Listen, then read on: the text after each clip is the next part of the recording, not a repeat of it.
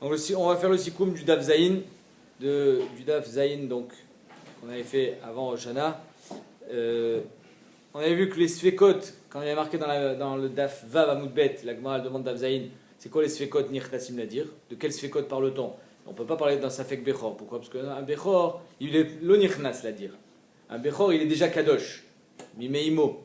Donc c'est sfekot, safek peter chamor. C'est-à-dire qu'un peter chamor, il est racheté, on fait passer la gdusha du chamor au C pour pouvoir travailler avec le chamor, parce que tant qu'on n'a pas fait ça, on ne peut pas. Et là, c'est de ça qu'on parle, sfekot, sefek, peter chamor. Ensuite, on a vu que la mesota, ce bain public, Mahadin, on a vu que le maskana, il n'est pas kadosh. Pourquoi? Parce que si tu ne peux pas être motzi bedayanim, alors ça veut dire que finalement tu n'as aucune preuve que c'est à toi. S'il n'y a aucune preuve que c'est à toi, tu ne peux pas être magdish. Mais Behemet, machma, que si tu avais une preuve de pouvoir le faire sortir bedayanim, tu aurais pu être magdish malgré le fait que tu ne l'as pas dans la main parce que c'était un karka. Et comme karka et nanik zela, tu n'as pas besoin que ça soit birshutra. Stam gzela, quand tu as volé un métal tel, alors il faut que ce soit birshutra pour pouvoir être magdish. Mais ici c'est un karka, donc l'autre sarir. Ensuite on a vu que shnaim adukim betalit, quand deux se disputent un talit, chacun il prend jusqu'à ce qu'il ait tofes, c'est-à-dire Yado Magaat, et le reste ils partageront. Et dans notre Mishnah, qu'ils partagent tout, parce que dans notre Mishnah on parlait de Karkashta, c'est-à-dire qu'ils étaient tofes dans les franges. Ensuite on avait vu qu'on pouvait faire un kinyan soudar, même si toi tu es marzik dans le soudar, du moment où moi je suis tofes, gimel, etzvot, c'est-à-dire le shiur suffisant de tissu pour être Mekabel Touma, Gimel Etzvod, Al-Gimel Etzvod, et c'est différent du get, puisque le get, si je donne le get, si un homme il donne un get à sa femme et il garde en main une ficelle, s'il peut la tirer, alors ça ne s'appelle pas kritout. Mais dans Soudar, même si je peux tirer, ça s'appelle Netila. Donc c'est ça la différence entre un kinyan et gitin.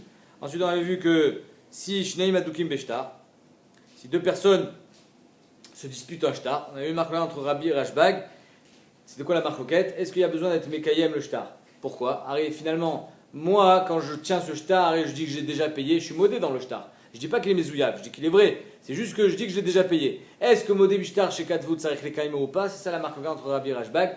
D'après Rabbi Tsarech Lekaimo, le fait que je sois modé, finalement, ça ne veut pas dire que le Tsarech Lekaim, je suis modé, c'est moi qui lui donne toute cette force. Et toute la force, je lui donne tout en disant que finalement, j'ai été poréa, je l'ai payé, alors que d'après Rashbag, du moment où j'ai été modé, le Tsarech Lekaim, et donc il sera encaissé, mais comme on se dispute le shtar, vadaï qu'on fera yachloukou. Ensuite, on avait vu dans le Hamoud Bet un din, si je trouve un shtarchov dans la rue, est-ce qu'on est chayshinan les piraon ou pas? Est-ce que je le restitue au malvé et je ne suis pas rochesh les piraon? Ça c'est da'at Rabbi aussi. Ou bien non, je ne le restitue pas au malvé, je le rends à personne, da'at Rabbanan. Pourquoi? Parce que peut-être qu'il a déjà payé. Je ne vais pas le rendre au malvé. Si je le rends au malvé, finalement il va être payé deux fois. Et d'après Rabbi aussi, pourquoi on n'est pas recherché les piron? Parce que si Bémet il avait payé, il aurait déchiré. S'il n'a pas déchiré, la preuve tu l'as trouvé. Donc ça veut dire que Bémet on n'est pas recherché les piron d'après Rabbi aussi. Dans Shtar Ktuba, on avait vu que d'après Rabbi aussi, on sera Chayshinan les piron, mais d'après Rabbi aussi, quand elle est nid Garsha, quand elle a été divorcée. Mais si elle est Tachadbala, lo Chayshinan les piron. Alors que d'après Chachamim, on le rend jamais quand on trouve un Shtar Ktuba, même si elle est encore mariée. Alors d'après Rav Papa, pourquoi on ne le rend pas? Elle est mariée, c'est sûr qu'elle n'a pas été payée, parce qu'on est rochèche, peut-être qu'il avait déjà donné un acompte. Et d'après Ravina, on est rochèche qu'il y a Cholet qu'il a perdu cette ktuba que tu viens de trouver. En attendant, il avait écrit une deuxième, donc finalement, si tu lui rends à la femme cette ktuba, elle va se retrouver avec deux ktubot, et le jour où elle vient à encaisser sa ktuba, elle en aura deux en main, elle va encaisser double. Donc c'est pour ça que d'après Chachamim, on ne rend jamais une ktuba.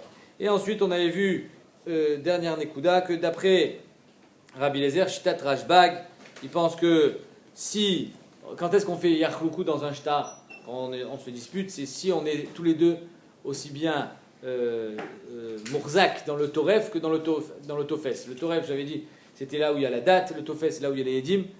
Donc d'après Rashbag, s'il y en a un qui a le Tofes, il y en a un qui est Marzik dans le Tofes, alors là on ne fera pas Yachloukou, chacun il prendra ce qu'il est Marzik, alors que d'après Rabbi Yochanan, dans tous les cas, on fait Yachloukou. Et enfin, la Gemara finit en disant que quand on dit Achloukou dans notre Mishnah, et quand on dit Achloukou dans le Shtar, et quand on dit Achloukou dans la BMA, c'est à chaque fois la valeur. C'est sûr qu'on ne va pas couper en deux le talit, c'est sûr qu'on ne va pas couper en deux la BMA, parce que dans la BMA, même si on aurait pu répondre dans une BMA Théora qu'on va partager la viande, dans une BMA Tmea, il n'y a rien à partager si on la coupe en deux. Donc c'est pour ça qu'on est obligé de dire que quand on dit Yachloukou, c'est la valeur et non l'objet en lui-même.